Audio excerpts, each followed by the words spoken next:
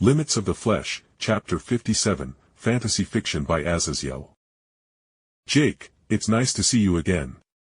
Serafall waved excitedly and I nodded wryly as the last time I saw her, she royally pissed off Rias by making an offhanded offer for me to join her peerage, so it was probably for the best Rias wasn't here now. Sirzechs chuckled seeing his overly expressive colleague frantically waving at me, and then he spoke up. You ready to leave for the Olympus Jake? He asked with a bit more of serious weight in his voice, and I nodded.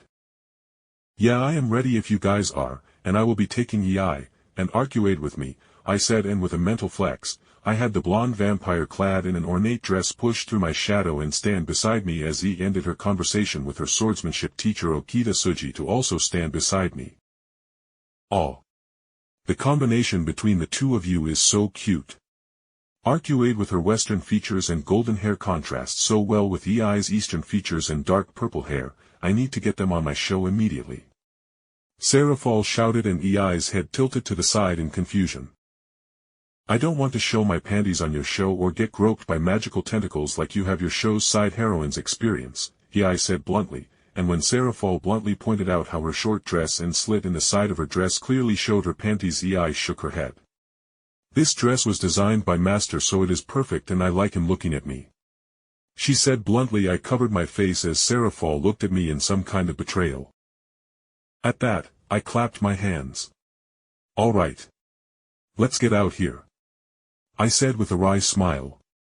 With the pleasantries out of the way, Sirzechs stood beside Grafia as we came together into a tighter circle, and with a flash of crimson light Sirzechs made a teleportation sigil that sang of his great power, and then we were captured in another flash of crimson light as we were teleported to Olympus. I could feel it when Sirzechs' portal reached the wards of Olympus as we literally hit a magical wall, and Sirzechs snorted disdainfully at the power game of a trick the Greeks were playing on us.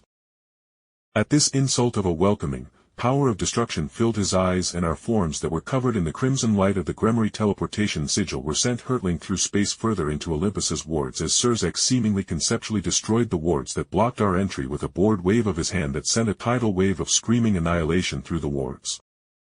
With a final flash of light, we were deposited onto a sort of landing pad, and as soon as we landed a loud bombastic voice called out. Whoa whoa whoa guys. I looked over and I basically instantly recognized Apollo, as no one else in Olympus probably looked like he was in his late 20s with literal sun-like golden hair that hurt my eyes to look at. There was no reason to break through the wards when you came early. That bit of aggression isn't looking that great for so-called peaceful negotiations, you know. Apollo teased, and Sirzechs only flatly looked at the sun god before speaking concisely. We are actually fashionably late. According to the memo you had Hermes deliver. Our procession was supposed to land 5 minutes ago. Sirzechs retorted bluntly, and Apollo paused before smiling. Oh my bad, I meant to say you guys were late, so we thought the meeting wasn't going to happen at all and just closed the wards back down. He said shamelessly, and I wanted to punch the dumbass in the face. Thankfully Serafall, being the leader of foreign affairs, was able to get the wheels turning as she just as shamelessly showed the memo Hermes delivered, and Apollo could say nothing else and only pout as he led and then began to lead us up through the ornate and opulent roads that crisscrossed the flying mountain realm of Olympus. So you the kid who turned that Phoenix brat into a hot chick? Apollo asked as he led us toward the amphitheater that was chosen as the venue for our faction meeting, and I held in a sigh as I had long realized this Apollo was a contrary asshole who only seemed to find joy in putting himself above others in conversation or otherwise suppressing others. Yep, that's me, I answered dully, and I felt Yi's thin fingers push into my own hand as she held it while Arcuate held my other arm. Dude, do you think you could give one of my priestesses a bit of a tune-up, you know? He whispered loudly, obviously hintingly, with his eyebrow bouncing up and down. What do you mean by that specifically? I asked for clarification dully, as honestly, Apollo was less of a bombastic god and more of a child with too much power. I noticed even Sirzechs and Grafia only responded with terse simple responses when he tried to engage them, and likewise Serafall would only give non-committal answers to whatever Apollo brought up. Apollo wryly smiled, almost embarrassed, and as he answered my flat face turned to stone. Well, you know, she is only a demigoddess, so she is getting on years with how she is getting into her 20s, and unfortunately I blinded her when I entered my divine form when I nut, so Yiwa, could you at least give her a new set of peepers when you bring her back to her golden years? he asked excitedly, and for a moment I felt my arm tense as I mentally went through the whole motion of taking my arm out of Arcuades so I could lay a haymaker into Ass's face. But I just blandly spoke.